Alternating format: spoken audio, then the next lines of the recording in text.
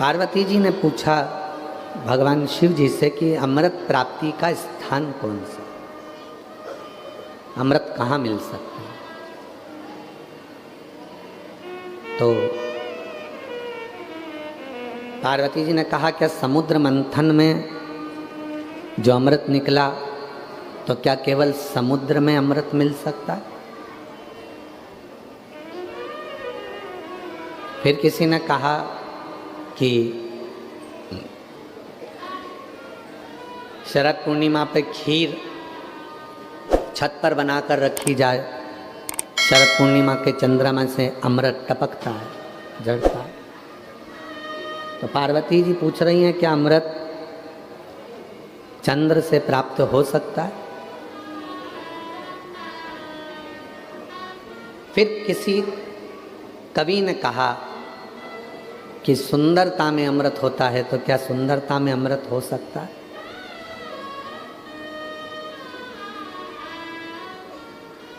शिव जी मुस्कुराए और भगवान देवादिदेव महादेव ने मुस्कुराकर पार्वती जी को उत्तर दिया। जिंदगी में धर्म पत्नी अगर कोई प्रश्न करती है तो उसका उत्तर पति को हमेशा मुस्कुरा के ही देना चाहिए। कारण मुस्कुराकर यदि उत्तर दिया जाता है तो उसमें कहीं विवाद नहीं होता, और अगर चिढ़कर उत्तर दिया जाता है तो उसमें विवाद खड़ा हो जाता है, बहुत विवाद होता है। कुछ पूछा है आप उत्तर दो। अर्धांगिनी है तुम्हारी, पत्नी है तुम्हारी, पूछ सकती है, तुमसे प्रश्न कर सकती है, तो तुमको उत्तर तो देना चाहिए।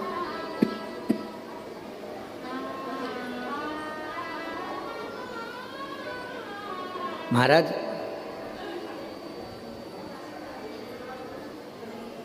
रामचरितमानस मनुष्य को जीना सिखाती है, श्रीमद् भागवत मनुष्य को मरना सिखाती है, और शिव महापुराण की कथा संसार में जन्म लेने के बाद जिंदगी कैसे जीना चाहिए ये शिव महापुराण की कथा बताती है। भागवत बताती है कि मृत्यु कैसी होना चाहिए। बाणों की सैया पर पड़े हुए भीष्म पितामह, भगवान कृष्ण उनसे मिलने के लिए आते हैं और भीष्म पितामह से कहते हैं कि अब तुम अपने प्राणों को त्यागते क्यों नहीं हो, तुम मरते क्यों नहीं हो, प्राण क्यों नहीं छोड़ते। और भीष्म पितामह कहते हैं कि जिस बाप की बेटी अगर कुंवारी हो और उसकी शादी ना हो तो बाप कैसे मर जाए। भीष्म पितामह से भगवान कृष्ण ने पूछा कि तुम्हारी लड़की है। हाँ, मेरी एक बेटी है। पूरे हस्तिनापुर में चर्चा हो गई कि भीष्म पितामह की भी कोई लड़की है, बेटी है, और जब तक उस बेटी का वो विवाह नहीं कर देते तब तक भीष्म पितामह मरेंगे नहीं, प्राण नहीं छोड़ेंगे। अर्जुन ने युधिष्ठिर से कहा, बड़े भैया पितामह ने तो शादी नहीं करी, फिर उनकी लड़की कहाँ से आ गई। पांडव एकत्रित हुए, सब इकट्ठे होकर भीष्म पितामह के पास गए। भगवान कृष्ण ने कहा कि तुम अपनी लड़की का विवाह किसके साथ करना चाहते हो, हम तैयार हैं। तुम्हारी लड़की कहाँ है, बुलाओ। विवाह किसके साथ करना है बताओ। भीष्म पितामह ने कहा, मैं अपनी लड़की का विवाह कृष्ण तुम्हारे साथ करना चाहता हूं।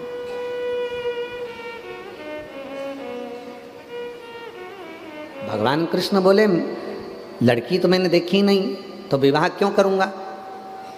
भीष्म पितामह मुस्कुरा कर बोले, जित्तों से शादी करी 16,108 से, किसको देखा था तुमने। 16,108 में से कितनी लड़कियों को तुमने देखा जिनसे तुमने शादी करी। तो एक शादी और बिना देखे कर लो। द्वारकाधीश ने कहा, ठीक है, मैं तुम्हारी लड़की से शादी करने को तैयार हूँ, लाओ, बुलाओ तुम्हारी लड़की को, बेटी को। भीष्म पितामह कहते हैं कि कन्या को देखकर मुकर मत जाना, बाद में ये मत कह देना कि मैं इससे शादी नहीं करूँगा। तुम शादी करोगे और मैं अपने प्राणों को कन्यादान कर कर छोड़ दूंगा। मेरी लड़की इधर उधर भटके ना, बाद में मेरी लड़की को दुख ना हो। कृष्ण मुस्कुरा कर बोले, ठीक है, मैं वचन देता हूं कि तुम्हारी लड़की को दुख नहीं आने दूंगा, तुम्हारी लड़की से मैं शादी करने को तैयार हूं। बाणों पर सैया पर पड़े हुए भीष्म पितामह अब कृष्ण से कहते हैं, मेरी बुद्धि रूपी बेटी का विवाह मैं तेरे साथ में करना चाहता हूं। अपनी बुद्धि, ये भी एक बेटी है, और हर व्यक्ति को यह विचार करना चाहिए कि अपनी बुद्धि रूपी लड़की को किसके साथ ब्याह करना चाहते हो। ये बुद्धि को हर कहीं नहीं ले जाना है। कोई निंदा कर रहा है तो उस बुद्धि को निंदा में ले गए, कोई चुगली कर रहा है तो बुद्धि को चुगली में ले गए, कोई गलत बोल रहा है तो बुद्धि को गलत में ले गए। इस बुद्धि को तुम्हें कहाँ लेकर जाना है, ये तुम पर निर्भर करता है।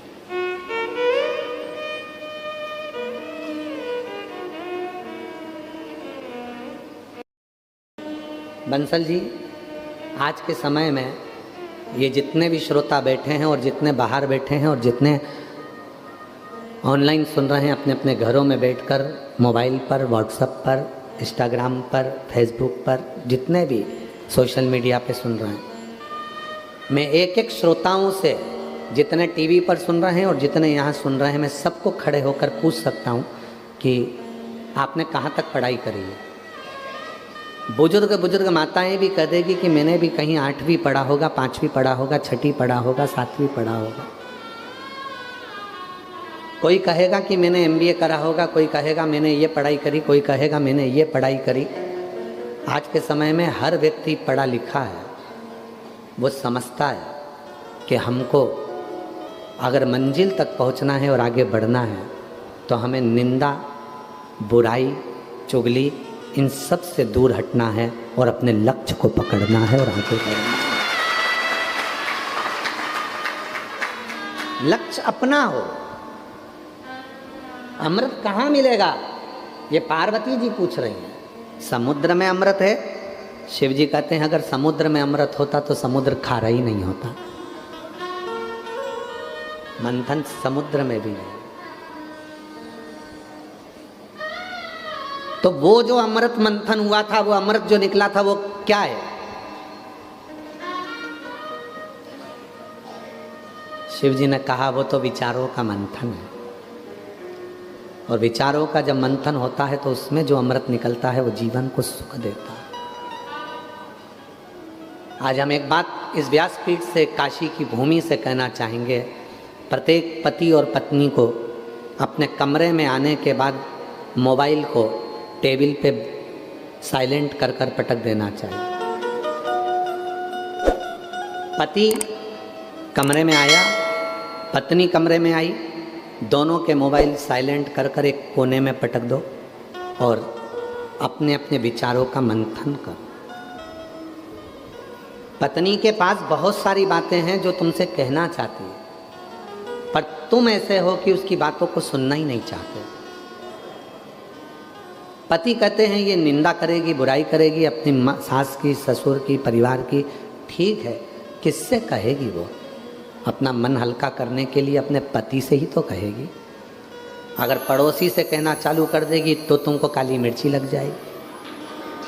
कहेगी तो पति से। किससे कहेगी? वो कहेगी तो पति से। अपने केवल मंथन समुद्र का नहीं हुआ, मंथन विचारों का हुआ। विचारों का मंथन। बच्चों को क्या कराना है, कहाँ पढ़ाना है, उनकी एजुकेशन कैसी होना चाहिए, आगे का क्या करना है इनका। पर हम मंथन करते हैं तो दूसरों का करते हैं। सास ने ऐसा बोल दिया, ससुर ने ऐसा बोल दिया, तुम्हारी बहन ने ऐसा बोल दिया, तुम्हारे भाई ने ऐसा बोल दिया।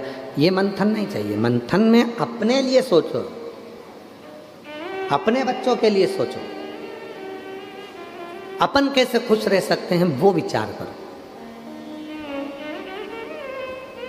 तुम सबसे ज्यादा बहू, किसी की भी अगर बहू होगी तो सबसे 33 कोटि देवी देवता में सबसे ज्यादा बहू माता पार्वती जी की थी।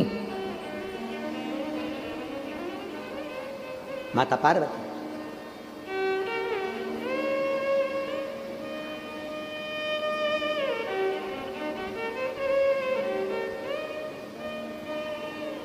कई माताएं कह देती हैं कि हम हमारी बहू को निभा रहे हैं, बहुएं कहती हैं हम हमारी सास को निभा रहे हैं।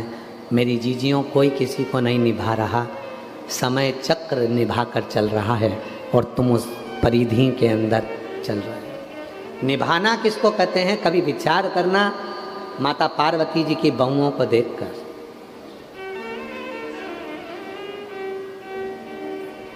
बहुओं को देख, एक माँ छठी रिद्धि सिद्धि, बहुओं का क्रम देखिएगा। 6 लड़कियां, जया, विषहरा, शामलीवारी, दौतली, देव, अशोक सुंदरी। दामाद,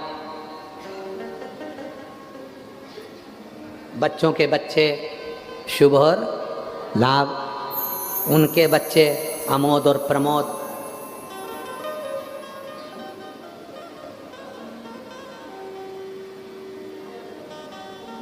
फिर उनके बच्चे आनंद और कीर्ति। दादा परदादा बनकर भी अपनी बहुओं को निर्वाह कर रही है माँ। क्यों? क्योंकि मंथन पति और पत्नी में है, विचारों का, तो वहां विवाद नहीं होता। आपके यहाँ विवाद किस बात का होता है? विवाद का कारण क्या है आपके यहाँ? विवाद का कारण यह है कि मंथन आप दूसरों का कर रहे हो। पापा ने बोल दिया, मम्मी ने बोल दिया, उसने ये बोल दिया, उसने वो बोल दिया। मंथन अपना करो ना। कल अपने को क्या करना है, आगे कैसे बढ़ना है। बच्चों को एजुकेशन कराना है तो उसकी लाइन पकड़ाना है, उसको वो पढ़ना चाहता है, उसको पढ़ाना है। मंथन करो कि कल कमाई कैसे करेंगे, बच्चों को कैसे पढ़ाएंगे। मंथन वो नहीं है कि अपनी हिम्मत को हार देना, विष निकाल लेना, इसको मंथन नहीं कहा गया।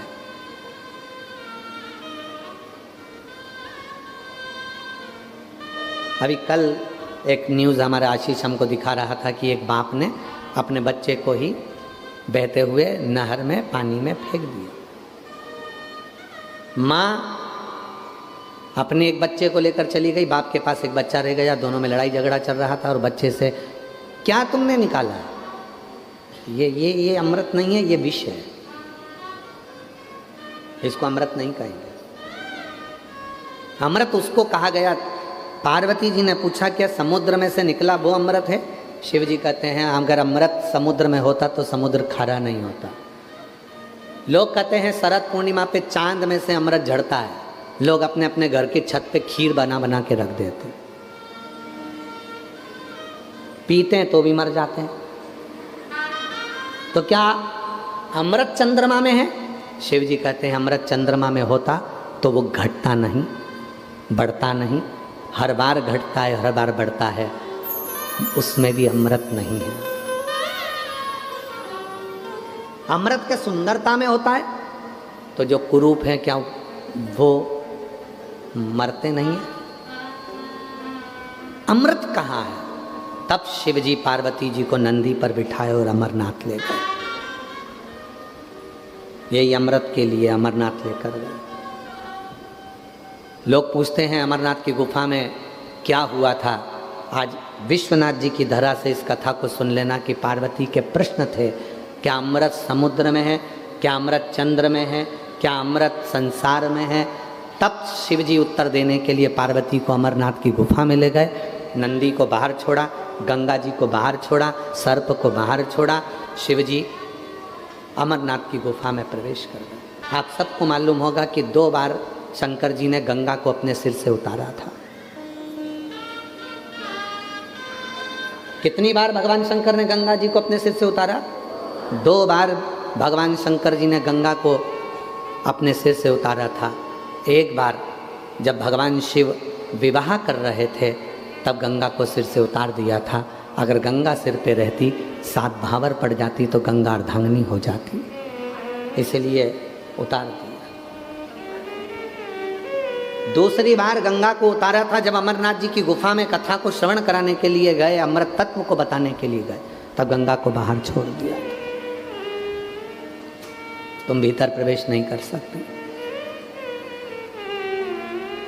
सर्प को, नंदी को, सबको उतार कर शिव जी अंदर गए और पार्वती जी के प्रश्न का उत्तर अगर आप लोगों ने अमरनाथ की कथा का स्मरण यदि करा होगा स्कंद पुराण से, तो कुछ प्रश्न दिए गए, उन प्रश्न का उत्तर शिव दे रहे थे और शंकर भगवान ने तुरंत सारे प्रश्नों के उत्तर का निचोड़ दे दिया। हे पार्वती, संसार का मनुष्य जान नहीं पाता, अमृत उसके कंठ में, उसकी जिह्वा पर बैठा हुआ होता है, कंठ में।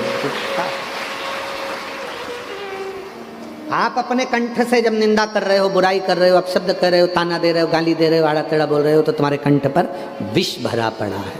और जब आपके अंदर शिव तत्व होगा तो कोई निंदा भी करेगा, बुराई भी करेगा, गाली भी देगा, तो वो अमृत ही झड़ेगा, अमृत ही झड़ेगा, उसमें कुछ दूसरा झड़ना ही नहीं है। चलो एक बात और सुनो, ये एक घड़ा है, उस घड़े में घी भरा है, उसको तुम गाड़ी में लेके जा रहे हो तो उसमें से पानी झलकेगा कि घी झलकेगा? जम के तो बोलो घी। पानी का घड़ा लेकर जा रहे हो और उसमें को गाड़ी में लेके जा रहे हो तो उसमें से गन्ने का रस झलकेगा, घी झलकेगा, तेल झलकेगा कि पानी झलकेगा? पानी झलकेगा। जो घड़े के अंदर होगा वही झलकेगा।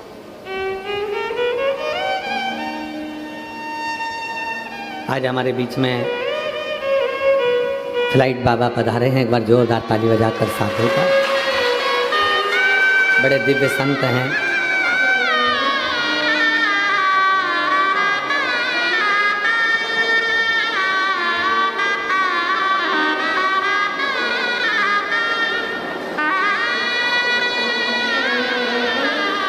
फ्लाइट बाबा बड़े दिव्य संत हैं।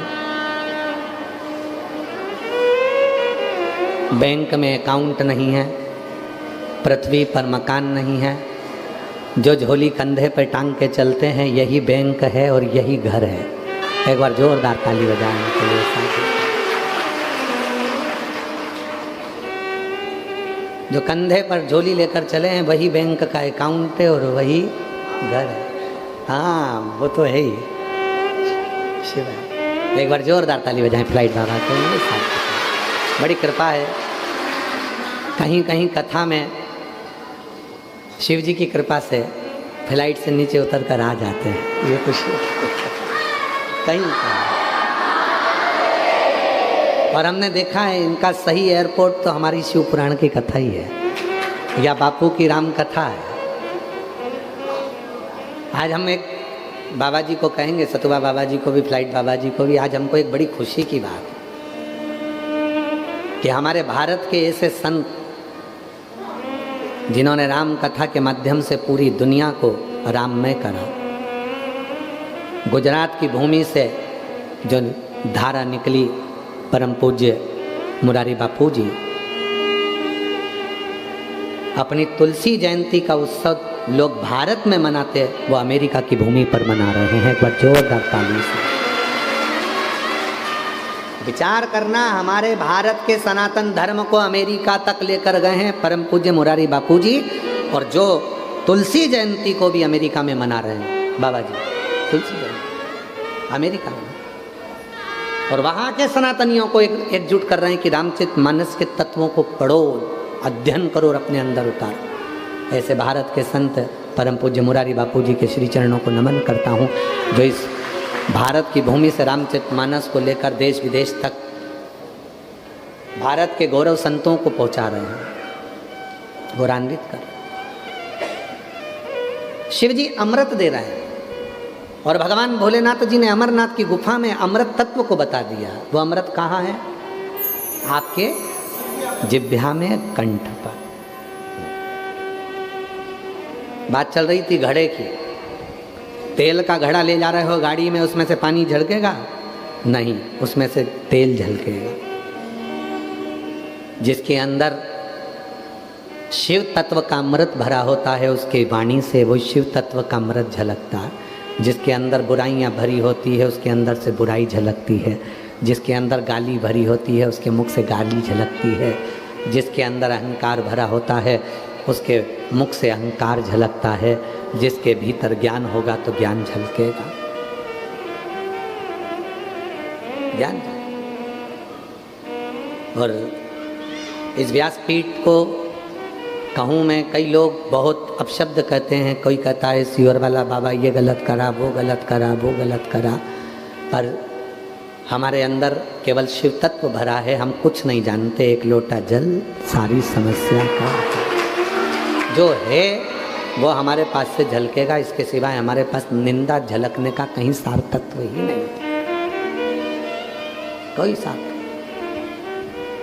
और बाबा जी कहूँ एक बात, अगर कोई भूल से भी आपके पास में आकर कह देना कि सियोर वाले बाबा ने तुम्हारे लिए ऐसा बोला या किसी व्यक्ति के लिए वैसा बोला, हमारे पास इतना समय नहीं रहता कि हम किसी के लिए कुछ बोलें। हमारे 24 घंटे हर पल, हम जब अपने कमरे से ही नहीं निकलते तो हमारी वाणी से केवल श्री शिवाय नमस्तुभ्यम ही निकलता रहता है। हमें कोई मतलब, कौन अच्छा कौन बुरा संसार के लोग जाने, हमारे पास नहीं है वो चीज़। हम तो बाबा के भरोसे चलते हैं, हम तो बाबा के भरोसे चलते। और वो अमृत है मेरे शिव का। अमरनाथ की गुफा में बैठकर भगवान शंकर पार्वती जी को अमृत का महत्व समझा रहे हैं कि पार्वती तेरी जिह्वा में, तेरे कंठ पर अमृत भरा। याद करो, दुनिया के लोगों ने माँ काली का स्वरूप का दर्शन किया, चंदन भी है, माँ काली का दर्शन किया। दुनिया के लोग क्या कहते हैं, माता ने अपने पति के ऊपर लात रखी और जिह्वा बाहर निकाली।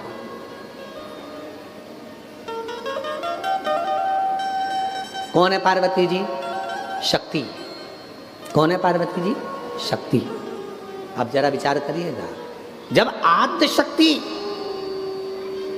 कोई अपनी पूरी शक्ति का प्रहार कर दे तो कोई बचेगा? पूर्ण शक्ति का प्रहार कर दे तो कोई बचेगा? पार्वती माता को जब क्रोध आ रहा था और क्रोध को शांत करने के लिए शिवजी भूमि पर सो गए थे, पार्वती जी के पांव से पर्वत टूट रहे थे। जहाँ पांव माता पार्वती रखती थी वो पांव पताल में जाता था, पानी निकल आता था। माँ पार्वती जहाँ चरण रखती थी दुर्गा भवानी, वहाँ पर्वत नीचे धंस जाता था। तो जैसे ही माँ ने शिव जी पर अपना चरण रखा, रखते से ही ध्यान आया कि मेरा पति है, ये तो प्राण छूट जाएंगे, जमीन में धंस जाएगा। जीवान बाहर निकाल दी। याद आया माँ पार्वती को कि पति ने कहा था कि जिह्वा में अमृत होता है। जो अमृत की जिह्वा बाहर निकाली और उस जिह्वा के अमृत से शिव तत्व पर जो किरण पड़ी, भगवान शंकर को कुछ नहीं हुआ। पार्वती जान गई ये जिह्वा में अमृत है। जिह्वा में लोग उसका गलत मतलब निकालते हैं कि पति पे लात रखी इसलिए जीवान बाहर कर दी। ना ना ना,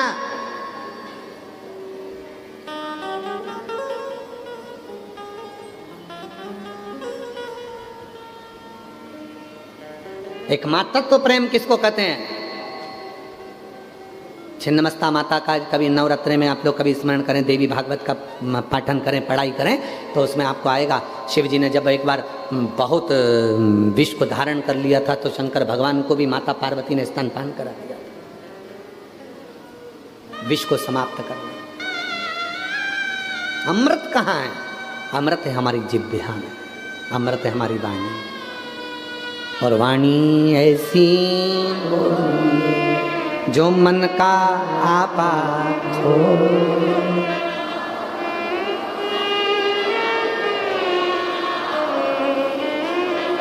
पर आज के ज़माने में वाणी ऐसी बोलिए जो जम के झगड़ा हो, पर उससे मत बोलिए जो तुमसे तगड़ा। आज का ज़माना विचित्र है, लोग वाणी ऐसी बोलते हैं जिसमें झगड़ा हो जाए, लड़ाई हो जाए, कुछ हो जाए। नहीं, प्रेम की वाणी। और वो प्रेम की वाणी किसको कहते हैं? आप सबने सुना होगा सदानंद कार्तिकेय जी के कितने मुख हैं, कार्तिक बाबा के कितने चेहरे हैं? 6। मंदिर में जाते हो तो कार्तिकेय जी के 6 चेहरे देखते होगे। कार्तिकेय बाबा को कार्तिक नाम किसने दिया? कृतिका हूँ। कृतिका कौन थी? कौन थी कृतिका? अरे भाई, भगवान शंकर के तेज पुंज को लेकर अग्नि देवता चले इतना तेज था उस तेज पुंज में, इतनी अग्नि थी उस तेज पुंज में, कोई दूसरा देवता उस अग्नि को अपने पास में नहीं रख सकता। तो अग्निदेव ने उसको झेला, अग्निदेव स्वयं अग्नि। फिर अग्नि से भी वो ना झिलाया तेज पुंज, गंगा जी को दे दिया। मां गंगा जी को दिया, गंगा जी उस तेज पुंज को लेकर आगे बढ़ी तो गंगा जी के जल में उछाले पड़ने लगे और गंगा जी उछलने लगी। कहते हैं घाटों को गंगा जी ने छोड़ दिया, इतनी उछली मां गंगा, इतनी उछली। गंगा जी ने उस तेज पुंज को देखकर विचार करा क्या करें हम इसका, तो गंगा जी ने 6 धार बना दी, 6 धार, 6 स्वरूप बना दिए। वो 6 स्वरूप एक वन में आ गए, घाट पे किनारे लग गए। पूछा अब क्या होगा इन 6 बच्चों का, क्या होगा? और शास्त्र क्या कहता है? तारकासुर को मारने के लिए तारकासुर ने जो वर मांगा था कि मैं मरूं तो शिव जी के पुत्र के द्वारा मरूं, पर वो पुत्र भी कितने दिन का होना चाहिए? कितने दिन का पुत्र होना चाहिए?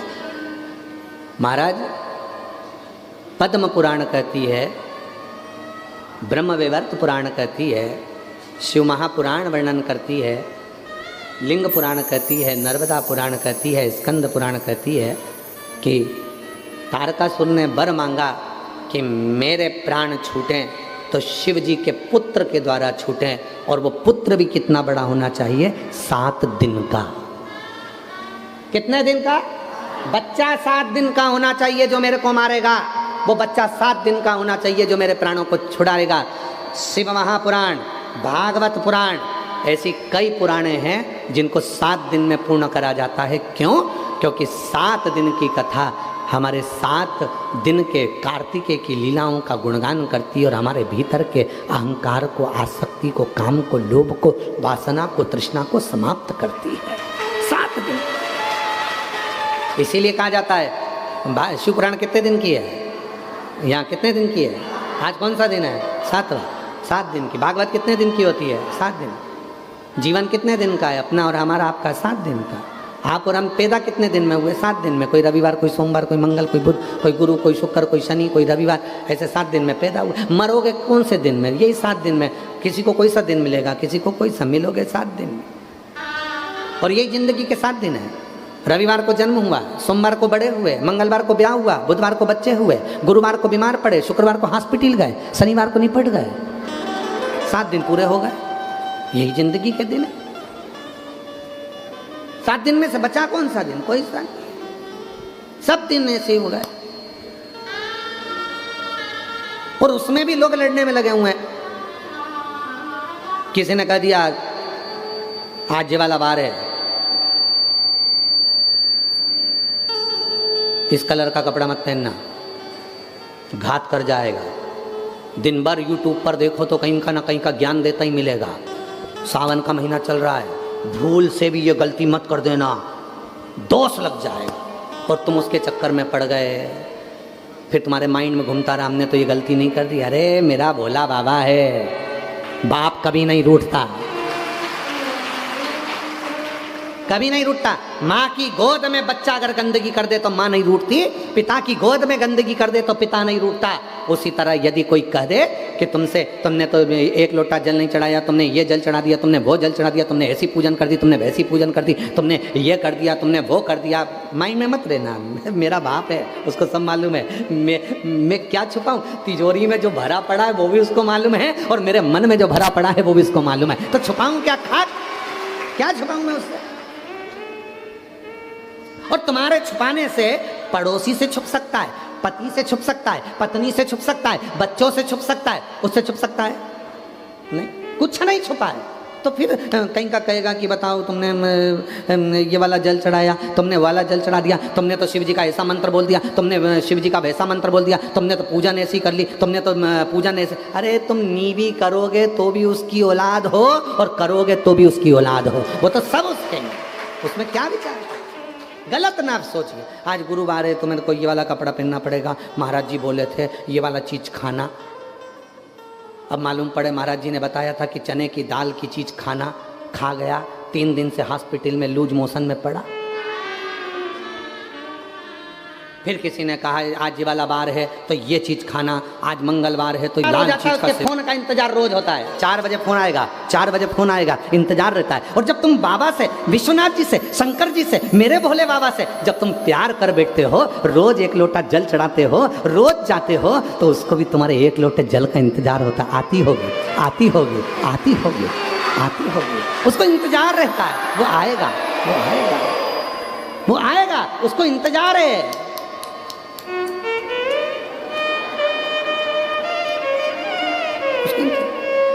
नंदी कमला नहीं आई रे।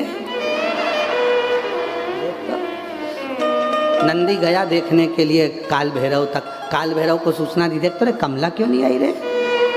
काल भैरव ने संकट मोचन को सूचना दी, देख क्या इसको कौन सा संकट आ गया, जा जल्दी जा। संकट मोचन गए, संकट मोचन ने महागौरी के पास गई, महागौरी से कहा जाओ देखो जरा कमला नहीं आई। इतने में महागौरी ने संकट मोचन जी से कहा चल दी है घर से लोटा लेके। आ रही थी, गोबर में पांव फिसल गया था, वापस गई घर, इसलिए थोड़ी लेट हो गई है। आ रही, खबर पहुंची काल भैरव जी के पास। काल भैरव ने दी नंदी को, नंदी को। नंदी ने जाकर विश्वनाथ जी से कहा चिंता मत करो, निकल गई है, आ रही है, आ रही है। और जब वो बुलाता है सारे रास्ते क्लियर कर देता है, चल जाता है। नौकरी करने के लिए कितने लड़के लड़कियां बैठे हैं जो अप्लाई करते हैं, जो नौकरी के लिए अप्लाई कर रहे हो आप लोग, तो नौकरी करने वाले लड़का लड़की फॉर्म भरते हैं। जब रेलवे की नौकरी निकलती है, शिक्षक की नौकरी निकलती है, पुलिस की नौकरी निकलती है, आर्मी की नौकरी निकलती है, सारी PWD की नौकरी निकलती है, गवर्नमेंट की जितनी नौकरियां निकलती हैं उसके लिए लाखों फॉर्म भराते हैं बाबा जी, लाखों फॉर्म भराते हैं। क्या सबका सिलेक्शन हो जाता है? जम के बोलो नहीं। लाखों में से कुछ हजार, हजार में से भी फिर 100, 200, 500 उनका सिलेक्शन होता है। आप खुश होना, काशी में मुस्कुराना कि इतनी सारी काशी भरी पड़ी है, पर उसमें से कथा सुनने का सिलेक्शन हमारा हुआ है। सिलेक्शन, और ये नौकरी पक्की हो गई, तनख्वाह उसकी चालू हो गई, 3 महीने बाद मिलना प्रारंभ। जिसने कथा सुनी, बाहर सुनी, अंदर सुनी, कहीं पर भी बैठकर, सोशल मीडिया में, मीडिया में, टीवी पर, कहीं पर बैठकर सुनी, तुम्हारी तनख्वाह पक्की हो गई, निश्चित।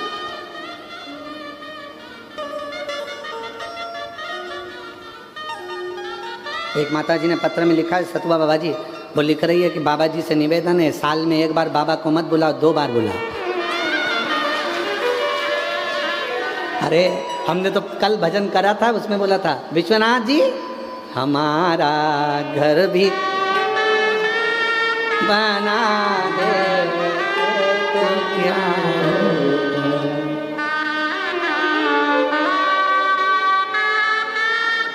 है ना। सतुआ बाबा जी का जो धाम है वो तो विश्वनाथ जी का धाम है, और विश्वनाथ जी का जो धाम है वो अपने बाप का ही तो घर है, वहीं तो हमारा निवास है। तुम तो सोचो,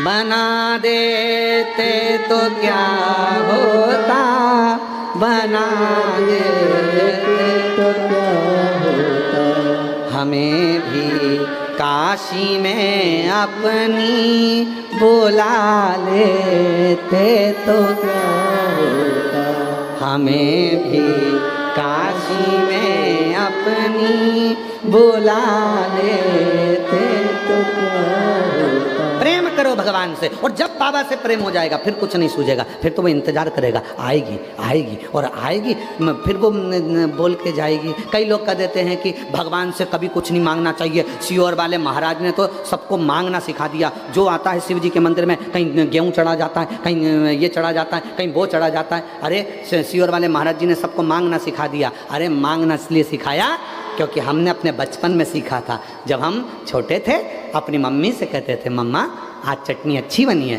एक रोटी और ला दो। माँ खुश होकर 2 रोटी देकर जाती थी। पापा मुझे ये खिलौना अच्छा लगा है, पापा खिलौना दिला देते थे। उसी तरह भगवान विश्वनाथ हमारे बाप हैं, अपने पापा से नहीं मांगेंगे तो क्या पड़ोसी से मांगेंगे?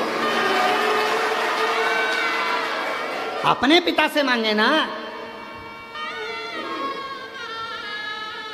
सनातन धर्म में और अन्य धर्म में यही अंतर है। सनातन धर्म परमात्मा को पाना चाहता है और अन्य धर्म उनका पेट ही नहीं भराया नीचे आने के बाद, तो भी उनको एक से बढ़कर एक हूर चाहिए। तो भी सनातन धर्म में परमात्मा से प्यार किया जाता है। यहाँ परमात्मा, उनको तो ईश्वर से, ईश्वर से। और तुझे ना देखूं तो चैन मुझे आता नहीं, तेरे सिवा कोई मुझे भाता नहीं। आता ही नहीं कुछ। जब तक शिव ना दिखे, जब तक शंकर ना दिखे, जब तक विश्वनाथ ना दिखे। जब मैं रोज 1 लोटा जल चढ़ाने के लिए जाती हूँ, जिस दिन मैं जल चढ़ाने ना जाऊँ उस दिन मेरे को बेचैनी हो। आज मैं गई नहीं, आज मैं मंदिर नहीं गई, आज मैंने कथा नहीं सुनी, आज मैंने सियोर वाला बाबा के कथा सुनी नहीं, टीवी पे नहीं सुन पाई, मोबाइल में नहीं सुन पाई, बेचैनी लगने लगे, तो समझ लेना कि कहीं मुझे प्यार हुआ तो नहीं। इसी को इसमें कहते हैं ये शिव से प्रीत है, ये शंकर से प्रीत है, ये भगवान से प्रीत है, हम उससे जुड़ जाएं।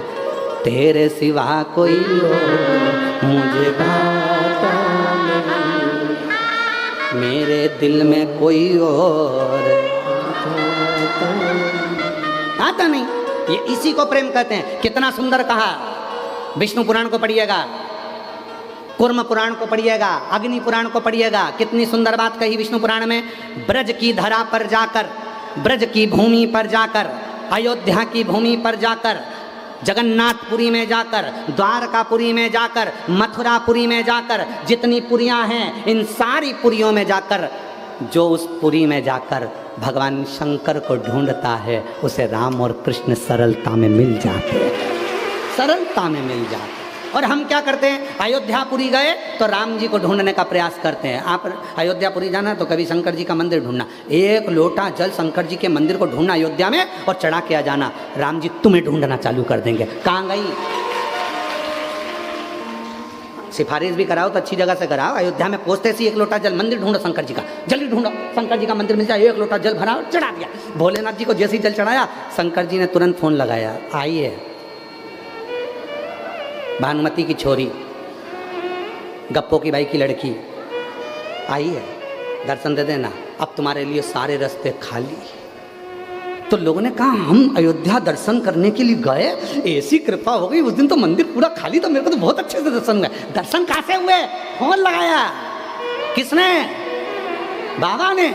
इसलिए अयोध्यापुरी जाना तो पहले शिव जी को 1 लोटा जल चढ़ाना, सारे रास्ते खाली हो जाएंगे। मथुरा जाना, ब्रज जाना, वृंदावन जाना, काशी, आप ब्रज में गोकुल, बरसाना, नंदगांव, कहीं पर भी जाना, पहले ब्रज के शंकर जी के मंदिर जाना, कहीं गोपेश्वर, कहीं भूतेश्वर, कहीं चकलेश्वर, किसी शिव मंदिर में चले जाना और वहाँ जाके 1 लोटा जल चढ़ा देना, तुम्हारे लिए सारे मंदिर खाली, फोन लग जाएगा। आई है, के गई है, खाली कर दो।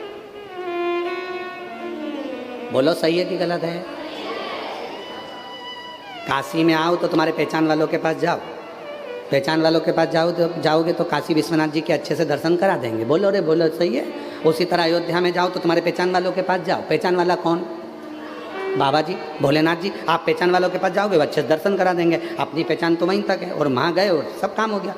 उज्जैनी जाओ, कहीं जाओ, तुम्हारी मर्जी पड़े, पूरी पुरियाँ जितनी हैं। जगन्नाथपुरी में जाना तो बाबा भुवनेश्वर का दर्शन कर 1 लोटा जल चढ़ाकर भगवान शंकर को 1 लोटा जल चढ़ाओ, जगन्नाथ जी के दर्शन अच्छे होंगे। द्वारकापुरी जाना तो द्वारकापुरी में प्रवेश करते सी दरवाजे में सीधे हाथ पर नीचे की ओर शंकर जी हैं, 1 लोटा जल चढ़ाना, फिर अंदर जाना, पूरे रास्ते खाली, दर्शन आराम से होंगे। सप्तपुरियों में कहीं पर भी जाओ, शिव जी को 1 लोटा जल चढ़ाओ, आपके लिए रास्ते खाली हो जाएंगे। तुम आए और तुम्हारे लिए रास्ते, बहारो फूल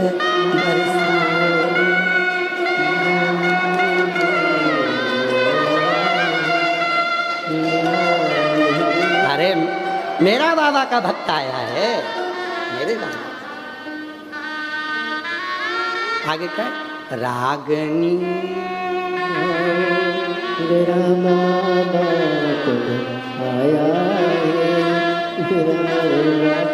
और केवल यहीं तक नहीं है, ध्यान लगाकर सुनना।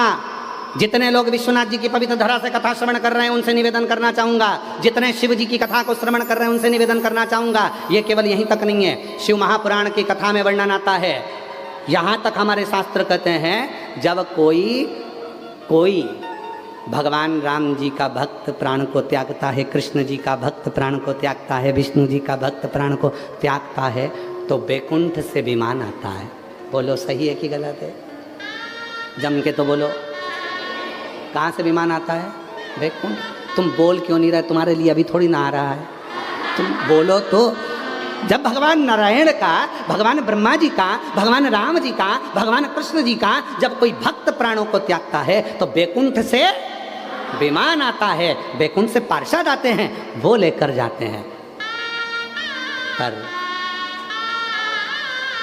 जब शिव जी का कोई भक्त शिव पुराण सुनने वाला, जल चढ़ाने वाला जब प्राणों को त्यागता है, विमान कुछ नहीं आता, वो खुद ही आता है, नंदी पर बिठाता है, लेकर चला जाता है। फिर किसी ने पूछा इसका प्रमाण क्या है? तो शिव महापुराण की विद्येश्वर संहिता को चालू होने से पहले शिव महापुराण के महत्तम में लिखा है, देवराज नाम का ब्राह्मण चोरी का धन लेकर शंकर जी के मंदिर में गया, चोरी का धन लेकर गया था, शिव पुराण की कथा सुन ली थी, शिव जी के मंदिर में गया था, बाहर निकला, प्राण छूट गए तो उसको लेने के लिए कोई नहीं आया, शंकर भगवान नंदी लेकर आए और उसको बिठाया नंदी पे, शंकर जी पकड़े नंदी को और चल दिए। तो इतने में इंद्र ने पूछा, बाबा ये तो चोर है और तुम इसको नंदी पे बिठा कर ले जा रहे हो? भगवान शंकर जी बोले, इसने शंकर जी के मंदिर में शिव पुराण की कथा सुन ली थी, इसलिए इसको नंदी को पर बिठाकर मैं लेकर जा रहा हूँ। तो तुम इसको पैदल क्यों लेकर जा रहे हो? कि ये मेरा भक्त है ना, तो भक्त के लिए तो मैं पैदल नंगे पैर दौड़ कर आता हूँ और अपने भक्त को लेकर जाता हूँ। तो तुम्हें टेंशन लेने की जरूरत नहीं है रे, जितने भी है कोई चिंता करने की जरूरत नहीं, जितने शंकर भगवान की कथा सुनने वाले हो, जितने बाबा की कथा श्रवण करने वाले हो, कोई चिंता नहीं। लगन तुमसे लगा बैठे जो होगा देखा, तुम्हें अपना बना बैठे जो होगा देखा।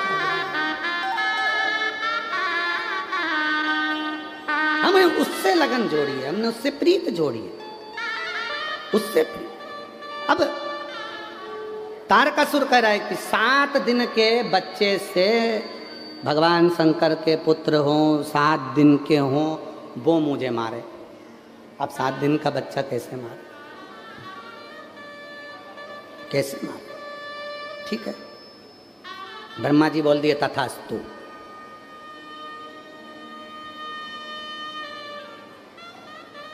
तथास्तु। कभी कभी श्राप मिलता है तो उसकी भी लोग मिठाइयाँ बढ़वाते हैं।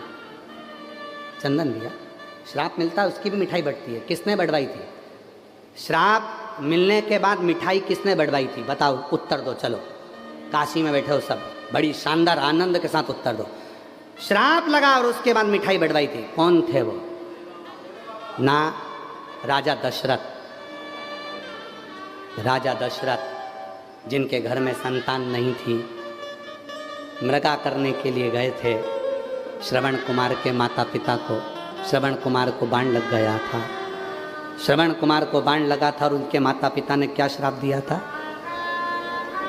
मैं अपने पुत्र के वियोग में प्राणों को त्याग रहा हूं। सुनो अवध नरेश, तुम्हें भी अपने पुत्र के वियोग में प्राण त्यागना पड़ेंगे। दशरथ जी ने आकर मिठाई बढ़वाई। मेरे यहाँ तो बच्चे का चांस ही नहीं था। अब संत बोले हैं कि पुत्र के वियोग में प्राण त्यागोगे मतलब बच्चा तो होगा, संतान तो होगी, निश्चित है। बढ़वाओ जरा मिठाई बढ़वाओ। भले मर जाऊंगा पर लोग ये तो नहीं कहेंगे ना कि औलाद नहीं थी। वो संत ने कहा मैं पुत्र के वियोग में प्राण त्याग रहा हूं, तो तुम्हें भी पुत्र के वियोग में प्राण त्यागना पड़ेगा। मिठाई बढ़वा, पूरे अयोध्या में मिठाई बढ़वा। तो लोगों ने पूछा मिठाई किस बात की है? तो क्या आज श्राप लगा है? और कितनी सुंदर बात है बाबा जी, कितनी सुंदर बात है। जब कोई गाली दे, आप शब्द कहे, ताना दे, समझ लेना कि तुम्हारी उन्नति की सीढ़ी पे तुम चढ़ चुके हो, चढ़ चुके। दशरथ जी ने कहा मिठाई बढ़वाओ, सब दूर। और सब दूर मिठाइयाँ बटी, सब। क्योंकि दशरथ जी को मालूम पड़ गया था मेरे घर में औलाद जरूर आएगी, पुत्र आएगा, पुत्र आएगा। अब उसके याद में मुझे प्राण त्यागना पड़ेंगे, ये भी पक्का है। पर अब आस्था की ज्योति तो जल गई ना कि आएंगे राम। अब ये तो हो गया ना कि आएंगे, ये तो पता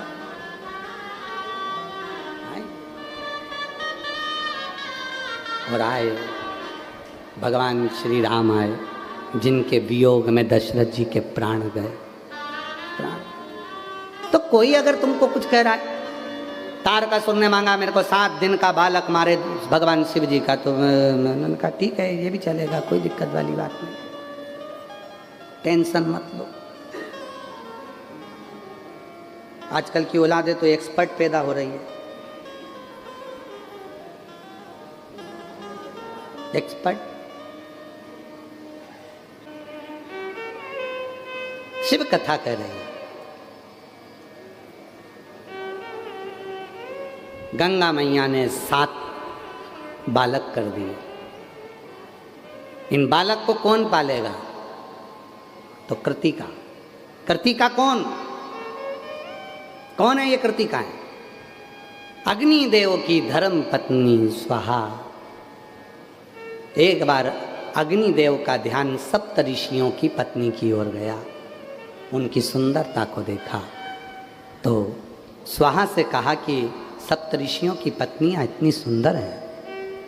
उनका गुणगान जैसे ही सुना, स्वाहा ने सप्त ऋषियों की पत्नी का रूप रखा और अपने पति अग्निदेव के पास गए। एक एक ऋषि की पत्नी का रूप रखकर जब अग्निदेव के सामने स्वाहा प्रकट होती है, केवल सप्त ऋषियों में से एक थी अरुंधति, जिसका रूप स्वाहा नहीं रख पाई थी। अरुंधति का रूप स्वाहा नहीं रख पाई, क्योंकि अरुंधति सप्त ऋषियों की एक ऋषि की ऐसी धर्म पत्नी थी, वो अरुंधति की भगवान शिव की उपासक थी। और शंकर का जो उपासक होता है, शिव का जो उपासक होता है, ना तो उसके जैसी नकल करी जाती है, ना उसके जैसी अकल आ पाती है, ना उसके जैसे विचार आ पाते हैं। आप बुराई कर सकते हो, निंदा कर सकते हो, गाली दे सकते हो, पर उसके जैसी भीतर शांति शीतलता नहीं ला सकते। अरुंधति का रूप अग्निदेव की धर्मपत्नी स्वाहा नहीं रख पाई। शिव की साधक थी अरुंधति, शिव की उपासक थी, रूप ही नहीं रख पाए।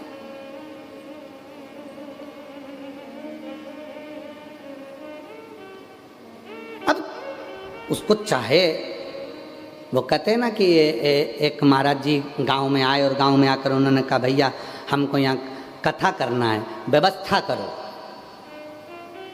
व्यवस्था करो, हमको कथा करना है। अब गांव के लोगों ने कहा कथा होती है? कहना हाँ। कैसी होती है? कहने लगे हम बोलेंगे तुम सुनना। तो कि उसके लिए व्यवस्था क्या चाहिए? तो क्या बैठने की व्यवस्था करो। सरपंच साहब ने पूरे गांव में सूचना करवा दी, पंडित जी आए कथा करेंगे, आओ। उन्होंने बिछात करी, सब बैठ गए। 3 घंटे की कथा थी, 1.5 घंटे में सब भग गए। 3 घंटे की कथा में 1.5 घंटे में सब भग गए। अकेले सरपंच साहब बैठे थे, अकेले। अब जो अकेले बैठे थे तो वक्ता भी बेचारा उसी को देख के कथा वाच रहा था। कथा पूरी हो गई। पंडित जी ने कहा क्यों साहब सब चले गए, तुम नहीं गए? कि चला तो मैं कब का जाता, पर मेरी धोती पे तो तुम बैठे थे। और नीचे जो बिछी थी वो सरपंच साहब ने अपनी धोती बिछा रखी थी और उसी धोती पे पंडित जी बैठे थे। चला तो मैं कब का जाता, पर धोती के चक्कर में बैठे थे, धोती के चक्कर। बाबा जी कई लोग हमने कथा में देखा, पंडालों में कई लोग कथा सुनने के लिए आगे आगे जगह संभाल के बैठ जाते। क्यों? कैमरे में आएंगे, कैमरे में आएंगे, कैमरे में। अरे क्या सोचना, उसकी निगाह में रहना, उसकी निगाह। वो हमारे रविंद्र जी एक धुन बजाते ना, निगाह में रहने वाली महाराज। अपनी निगाह हमें रखना, सीखें हमने एक राह पर चलना, अपनी बना हमें रखना, सीखें हमने तेरा अरुंधति का रूप नहीं रख पाएंगे। अग्निदेव की धर्मपत्नी स्वाहा जब अरुंधति का रूप ना रखी तो अग्निदेव ने 6 रूप को देखा। उसी समय पर अग्नि देवता ने कह दिया, स्वाहा ये तुम्हारे 6 रूप कृतिकाओं के रूप में संसार में पूजाएंगे, ये कृतिकाएं बनकर रहेंगी। और ये कृतिका के रूप में वो 6 स्वरूप रहे, अरुंधति का रूप नहीं रख पाई। गंगा जी को मालूम था कि ये शिवजी के तेज को, शिवजी के इन पुत्र को केवल कोई संभाल सकती हैं, तो वो 6 जो अग्निदेव की धर्मपत्नी स्वाहा ने जो कृतिका का रूप रखा था वो संभाल सकती, वो कृतिका। और कृतिकाओं ने बच्चों को संभाला, विचार करा ये अलग अलग हैं तो 6 को एक कर दिया। 6 के मुख थे, 6 मुख से वो स्तनपान करता, मुस्कुराता। 7 दिन का बालक तारकासुर ने उपद्रव मचा दिया। इतना उपद्रव तारकासुर ने करा। तारकासुर तारकासुर जब देखा कोई साधारण था तारका, महाराज भजन एक ही था तारकासुर का कि शिव के पुत्र मुझे मारे। तारकासुर ने उपद्रव मचाना प्रारंभ करा और भगवान शंकर के 7 दिन के पुत्र श्री षडानंद, कृतिकाओं ने जिसको पाला तो उसका नाम कार्तिकेय हो गया। उन कार्तिकेय बाबा जब तारकासुर को मारने गए तो पार्वती जी ने गोदी में लेकर कहा, पुत्र ए पुत्र, तुम इस तारकासुर को तो मारना पर इसके हृदय में बाण ना लगे, क्योंकि हृदय में शिव बसा हुआ है, हृदय में शंकर है। और जिसके दिल में शिव होता है ना, कभी उसको कोई अपशब्द ना कहे, ताना ना दे, आड़ा टेढ़ा ना। सताओ ना हमें लोगों, हमें दिल की बीमारी, सताओ ना हमें लोगों, हमें दिल की बीमारी। हमारा वेद दुनिया में वो डमरू धारी है, हमारा वेद दुनिया में वो डमरू धारी है। हमें सताना नहीं है शिव के भक्त को, कुछ कहना नहीं है, इसको मारना पर कुछ कहना नहीं, कुछ ना बोले, कुछ नहीं। महाराज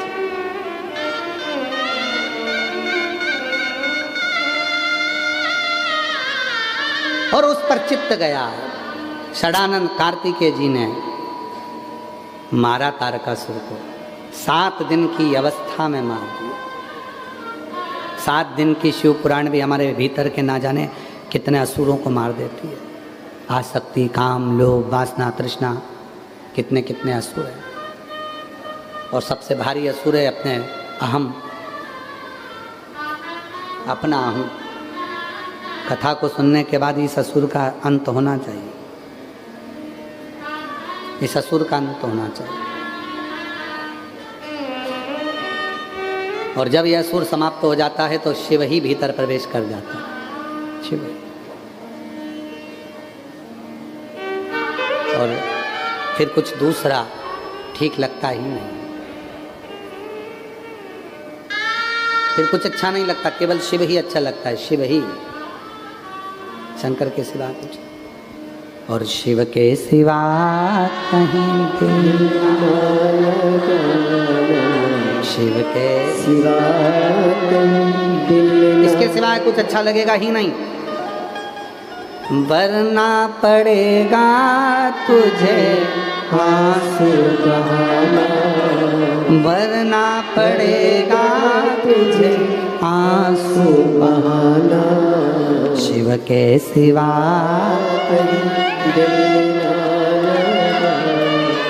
शिव के सिवा देना। और सुने लिंग पुराण का एक चरित्र सुने। एक शिव भक्त अपने प्राणों को त्यागा जा रहा था, यम के दूत उसको पकड़ लिए, कहा इसको तो नरक भोगना पड़ेगा। शिव के भक्त अपनी अड़भंगा में जले जा रहा था, इसको तो नरक भोगना पड़ेगा, इसने झूठ बोला, प्रपंच करा, छल करा, बेईमानी करी, कपट करा, सब कुछ करा, नरक भोगना है इसको। शिव का भक्त जा रहा था, वो बिल्कुल नहीं सोच रहा था, चले जा रहा। सामने आ गई बैतरणी, एक ऐसी नदी रक्तपीप से भरी पड़ी, उसको पार करना बड़ा कठिन है। जो दान करा होता है उसी से पार होते हैं। आपने क्या दान करा वो वहां मिलेगा बैतरणी पर। एक कथा आती है, एक बुढ़िया थी, जिंदगी में कभी उसने कुछ नहीं दान करा था, कभी नहीं दान करा कुछ भी। एक दिन बैठ के वो दरवाजे के बाहर बैठी थी, छोटा सा घर था, बाहर बैठी थी अकेली, गाजर खा रही थी। इतने में सामने से एक कोई मांगने वाला, कोई भिक्षुक आ गया, माँ बहुत भूखा हूँ, कुछ दे दे। माँ ने गाजर की टोकनी को पीछे छुपा लिया। माता भिक्षाम दे, भूख लगी है, कुछ दे दे, बहुत भूखा हूँ। माता ने देखा कि ये तो मेरी गाजर को ही देखे जा रहा। माँ ने दान नहीं दिया। फिर कहा माँ बहुत भूखा हूँ। मांगने वाले ने देख लिया था, 4-6 गाजर रखी है डलिया के अंदर, एक आध दे देगी उठा के। माँ बहुत भूख लगी है, दे दे। बुढ़िया बहुत गुस्से वाली, यहीं खड़ा हो गया, जा ही नहीं रिया। गाजर गाजर गाजर, और बुढ़िया खा रही थी गाजर, उसको और 4-6 बार खा गई, और 4-6 बार खा गई, और नीचे नीचे का ठूठ उसके कटोरे में डाल दिया, ले खा ले, जा पीछा छोड़ मेरा, खाने भी नहीं देगा।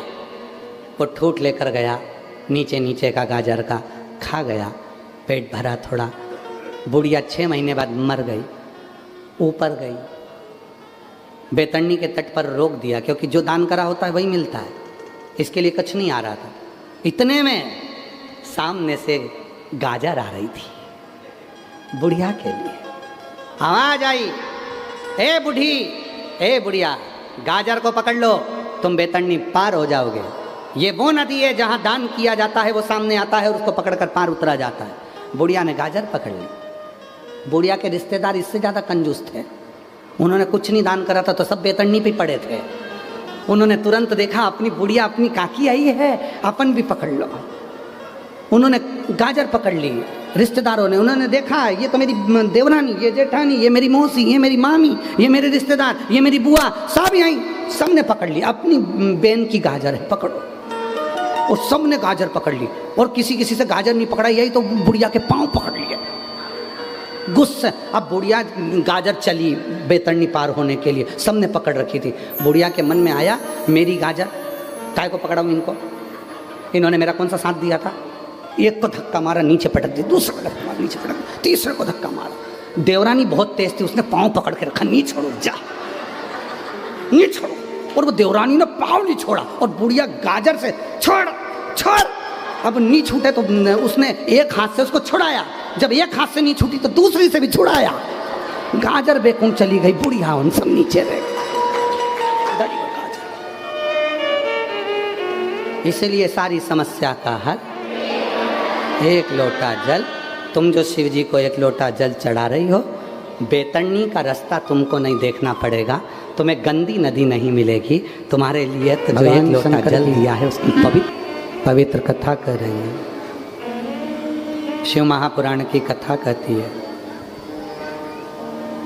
षडानंद कार्तिकेय जी ने तारकासुर का संहार कर दिया। तारकासुर के 3 पुत्र हैं, तारकाक्ष, विदुम्माली, कमलाक्ष। भगवान शिव ने पशुपतिनाथ रूप रखकर इन तीनों का संहार कर दिया। 3 चीजें हुई, एक पाशुपत अस्त्र हुआ, एक पाशुपत योग हुआ, और एक पाशुपति व्रत हुआ। पाशुपत अस्त्र भगवान श्री राम जी के पास था, भगवान श्री कृष्ण के पास था, उसके सिवाय किसी को नहीं दिया। पाशुपत योग ये भी भगवान कृष्ण को प्राप्त हुआ। पर संसार के कल्याण के लिए शिव महापुराण ने पशुपति व्रत दिया। ना हम पशुपत अस्त्र प्राप्त कर सकते हैं, क्योंकि हमारा और आपका इतना तप नहीं है, बल नहीं है कि हम भगवान से अस्त्र ले लें। ना हम पशुपत योग कर सकते हैं जो भगवान कृष्ण ने किया। तो संसार के कल्याण के लिए भगवान शिव कहते हैं, हे पार्वती, दुनिया के कल्याण के लिए मैं ये पशुपति व्रत देता हूँ। ये वो व्रत है जो जीव अपने हृदय से जब 5 सोमवार सुबह और शाम मेरी आराधना कर कर प्राप्त करता है तो वो मनवांछित फल की प्राप्ति कर लेता है। ये वो पशुपति व्रत,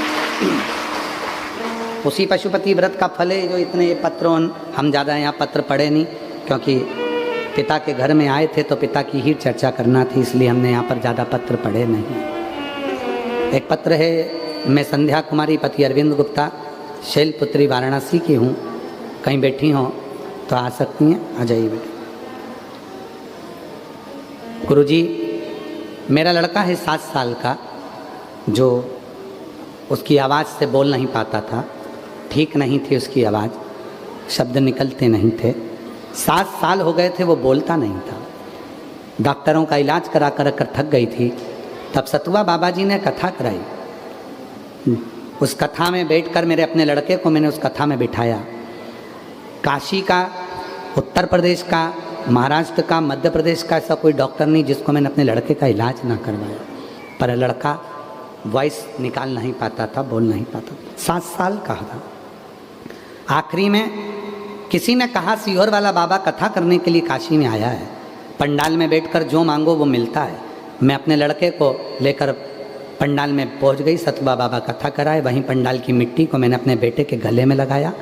बाबा की ऐसी कृपा हो गई, अब मेरा लड़का पूरी आवाज़ आ गई और बाबा की कृपा से साफ बोलने लगा और शिव की कृपा से अच्छा हो गया। मैं बाबा को यहाँ नमन करने आई हूँ। अगला पत्र है, मैं उषा केसरी वाराणसी की रहने वाली हूँ, कहीं बैठी हों तो आ सकती हैं। उषा केसरी वाराणसी से। मेरी बेटी जब यूपीएससी की परीक्षा दी थी तो उसमें उसका सिलेक्शन नहीं हुआ। मेरी बेटी ने हिम्मत हार दी। तब मेरी बेटी से मैंने कहा कि सीहोर वाला बाबा कथा करता है, उस कथा को पंडाल में बैठकर जब अपन सुनेंगे तो वो फल जरूर देती है। मेरी बेटी हंसी पहले तो, फिर उसने कहा ठीक है तुम कहती हो तो मैं सीहोर वाले बाबा की कथा सुनूंगी। और जब बाबा सतुआ जी ने कथा कराई, उस समय पर सतुआ बाबा जी की कथा में मेरी लड़की को लेकर मैं आ गई। कथा में बैठी, मेरी बेटी ने प्रार्थना करी। पहले तो हंस रही थी कि क्या ऐसा होता है कि सीहोर वाला बाबा कथा करे और उसमें जो बैठकर मांगो वो मिल जाएगा। मेरी बेटी पहले हंसी, फिर कथा सुननी और बाबा ने ऐसी कृपा कर दी कि मेरी बेटी का यूपीएससी में सिलेक्शन हो गया। आज वो मेडिकल ऑफिसर के पद पर नियुक्त हो गई। और बाबा की कृपा से बाबा ने ऐसी करुणा कर दी, 34 साल की हो गई थी, नौकरी के लिए तलाश करते करते नौकरी भी हो गई, शादी भी हो गई और बाबा की कृपा से उसका सिलेक्शन अच्छा हुआ। बेटे का भी सिलेक्शन इंजीनियरिंग के पद पर हो गया। बाबा, जब से आपकी कथा पंडाल में सुनी है तब से कोई कमी नहीं रही है और आज फिर पंडाल में सुनकर जा रही हूँ। बाबा खूब